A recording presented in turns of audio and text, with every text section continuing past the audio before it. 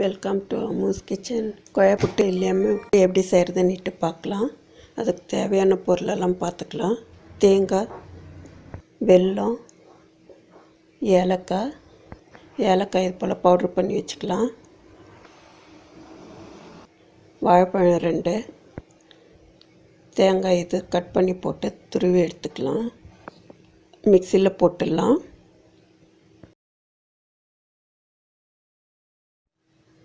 Beginners கூட ஈஸியாக செய்யலாம்.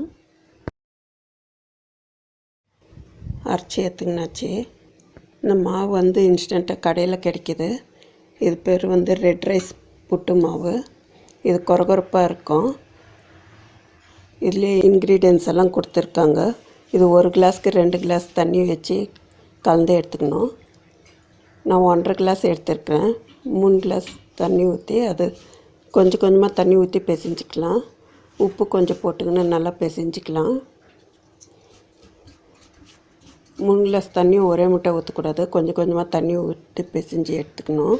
இது போல் உருண்டை பிடிச்சாக்கா இது போல் கொழக்கட்டை போல் கையில் அப்படியே நிற்கணும். இது போல் வரணும். நல்லா பிசைஞ்சிட்டு அப்படியே இது மூடி வச்சிடலாம். ஒரு அரை ஊறின்னு இருக்கட்டும். அதுங்காட்டி இந்த வெல்லத்தை துருவி எடுத்துக்கலாம்.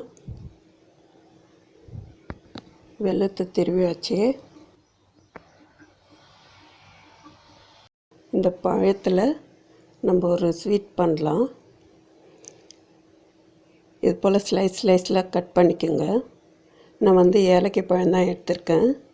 பச்சை பழம் தவிர வேறு எதுனா கூட போட்டுக்கலாம்.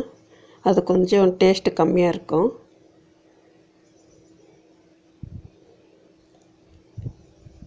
இது போல் கட் பண்ணி எடுத்துக்கிட்டு ஸ்டவ் பற்ற வச்சு பேன் ஒன்று வச்சுக்கோங்க. 2 ஸ்பூன் வெல்லம் போட்டுக்கிறேன்.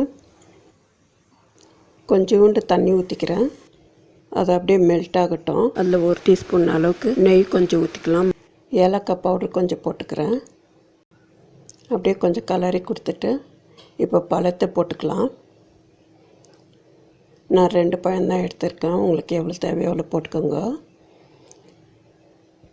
இது பாகம்லாம் இதில் அப்படியே மெல்ட் ஆகி இது போல் சேர்ந்த பின்னால் இறக்கி வச்சிடலாம். அதுலேயும் கலரிக்கிட்டே இருக்கணும். இங்கே பாருங்கள் இப்படி வரும். புட்டு மாவு ஊறிச்சு. இந்த கிளாஸ் எடுத்துக்கின்னு கொஞ்சோண்டு நெய் ஊற்றி அது அப்படியே தடவிடலாம். ஒட்டாமல் வரும். அப்போ தான் தேங்காய் துருவி வச்சுது 2 ஸ்பூன் போட்டுக்கிறேன். அது மேலே ஒரு 3 ஸ்பூனு புட்டு மாவு போட்டுக்கிறேன். உங்களுக்கு கிளாஸ் இல்லைன்னா கூட இன்னும் கப்பு கூட வச்சு செய்யலாம். அதுக்கு மேலே திருவுன தேங்காய், அதுக்கு மேலே புட்டு அப்படியே லேயராக வச்சுக்கிட்டு வாங்க.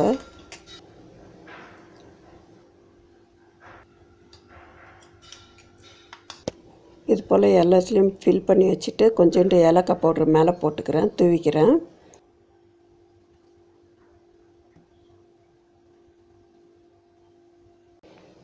இப்போ ஒரு கடாயை வச்சுட்டு கீழே இது போல் ஸ்டாண்டு ஒன்று வச்சுட்டு அதில் கொஞ்சம் முழுங்குற அளவுக்கு தண்ணி வச்சுட்டு ஒரு பிளேட் ஒன்று கரெக்டாக வச்சுட்டு இருக்கேன். நீங்கள் கப்லேனாலும் வச்சுக்கலாம், கிளாஸ்லனாலும் வச்சுக்கலாம். இது போல் கிளாஸில் வச்சுட்டேன். நான் ஒரு 15-20 நிமிஷம் அப்படி வேகட்டும்.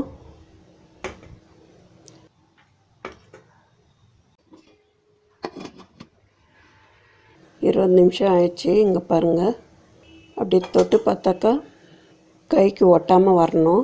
அப்போ வெந்துச்சின்னுட்டு அர்த்தம். இங்கே பாருங்கள், இந்த பழத்தோடு இந்த வெல்லத்தோடு இது 2த்தையும் சேர்த்து வச்சு சாப்பிட்டாக்கா அவ்வளோ அருமையாக இருக்கும். நீங்கள் சாப்பிட்டு பார்த்துட்டு எப்படி இருக்குதுன்னு சொல்லுங்கள் ஃப்ரெண்ட்ஸ். நீங்களும் ட்ரை பண்ணி பாருங்கள் ஃப்ரெண்ட்ஸ்.